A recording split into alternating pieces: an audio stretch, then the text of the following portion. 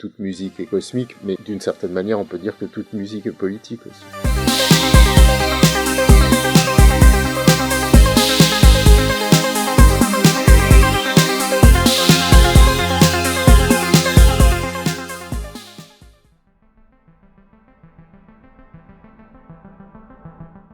Alors, un cosmic trip, comme son nom l'indique, c'est une sorte de voyage cosmique, tout simplement. Bon, c'est un titre qui est venu un peu sur la fin, quand on avait terminé quasiment le film, parce que on avait un premier titre qui s'appelait Space is the Place, qui était le titre aussi du film de Sun Ra, mais bon, c'était le titre qu'on avait depuis le début, et puis Arte nous a dit on veut pas de titre en anglais. On est passé par plein d'étapes pour arriver à Cosmic Trip, qui est aussi en anglais, mais ils ont dit bon, finalement ça va.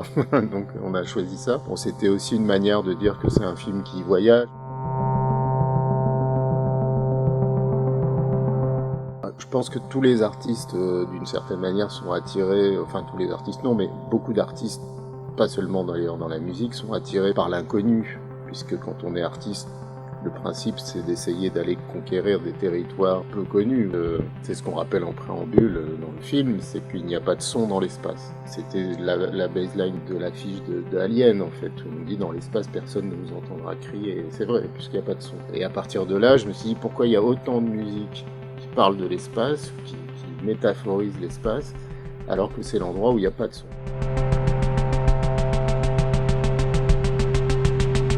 Généralement, c'est un ensemble de choses, c'est-à-dire que la musique, elle n'est pas uniquement musicale, il y a une esthétique globale qui est liée soit à une époque aux pochettes de disques ou aux clips vidéo, toute la projection qu'on peut en avoir. Donc toute cette imagerie contribue à rendre les choses cosmiques. Des musiciens qui ont utilisé une imagerie de planète, de cosmos, sans pour autant faire une musique qui a un rapport avec ça. Mais c'est vrai que dans toutes les musiques qu'on a choisies dans ce film, elles ont toutes une consonance un peu cosmique, parce que c'était une manière aussi de rappeler que la musique, elle se fabrique au fur et à mesure des innovations technologiques. Tous ces synthés-là, des années 60, 70, 80, avaient dans leur esthétique ou dans leur nom quelque chose qui était en lien avec l'espace. Les synthétiseurs modulaires, comme on voit avec des diodes partout et tout ça, ça rappelle une navette spatiale, et les musiciens, beaucoup d'entre eux, se sont pris au jeu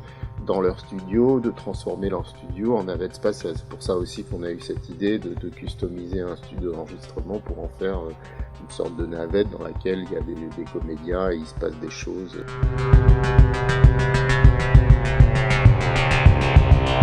Pendant la moitié du XXe siècle, c'était une sorte de frontière imaginaire complètement fantasmagorique. Il y avait des centres commerciaux en France qui s'appelaient Machin 2000 ou Optique 2000 par exemple. Et puis en fait, arrivé en l'an 2000, on s'est rendu compte que c'était pas si merveilleux que ça, les choses n'avaient pas beaucoup changé, il n'y avait pas de voitures qui volaient, on ne pouvait pas se téléporter dans l'espace. Enfin, finalement, tout ce qu'on nous avait vendu pendant le XXe siècle n'existait pas. Donc en fait, les musiciens, à travers le rétrofuturisme, et qui est un courant qui existe dans d'autres formes d'expression, en fait, sont revenus à la source. D'une certaine manière, ils ont créé une musique en miroir avec la musique qui était celle du futur de l'époque. Au début des années 2000, les musiciens ont commencé à rêver du futur comme leurs ancêtres des années 50. C'est pour ça que le rétrofuturisme, c'est revenir à quelque chose qui est une sorte d'âge d'or, et aussi le représenter, recréer quelque chose qui n'était pas quelque chose de contemporain, mais quelque chose qui était de l'ordre de ce qu'aurait été le contemporain 50 ans plus tôt.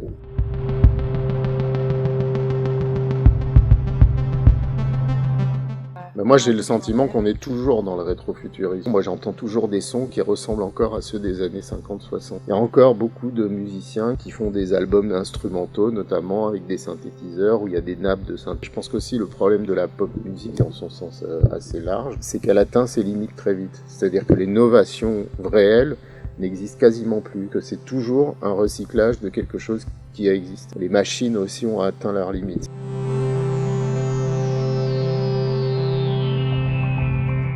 Bien sûr, tous les musiciens qui sont dans le film là ou d'autres n'ont pas eu forcément une démarche politique. Pas tous, mais beaucoup d'entre eux, de manière indirecte ou directe, ont eu un message qu'on pouvait traduire par puisque la vie terrestre, ce qui se passe, l'actualité est sombre, on va chercher dans l'espace quelque chose de plus magique, de plus poétique. Mais ça, c'est aussi parfois une présupposition, on n'en est même pas certain. Certains d'entre eux l'ont dit, mais d'autres pas du tout.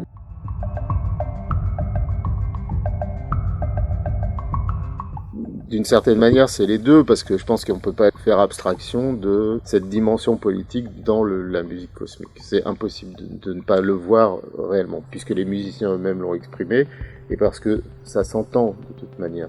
Il n'y a pas besoin d'avoir beaucoup de culture musicale ou de culture politique. On a notre ami Tim Blake qui dit toute musique est cosmique, mais d'une certaine manière, on peut dire que toute musique est politique aussi, puisque s'adresser à des gens, créer un univers, c'est une démarche politique, pas politique politicienne, mais dans le sens où il y a une prise de parole, un engagement d'une certaine manière.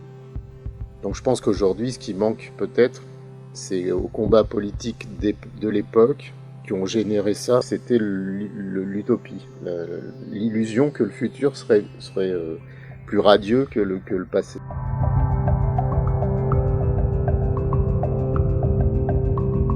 Bah, par exemple, là, dans le film, on voit Flying Lotus, le musicien électronique. Oui, c'est un direct descendant de ces musiques-là. On a beaucoup, mais c'est pas forcément des descendants directs. Par exemple, Sun Ra, qu'on voit beaucoup dans le film, il y a un musicien contemporain qui s'appelle Kamasi Washington, qui est finalement assez proche de Sun Ra. Il y a des gens qui sont héritiers du cosmic rock des années 60.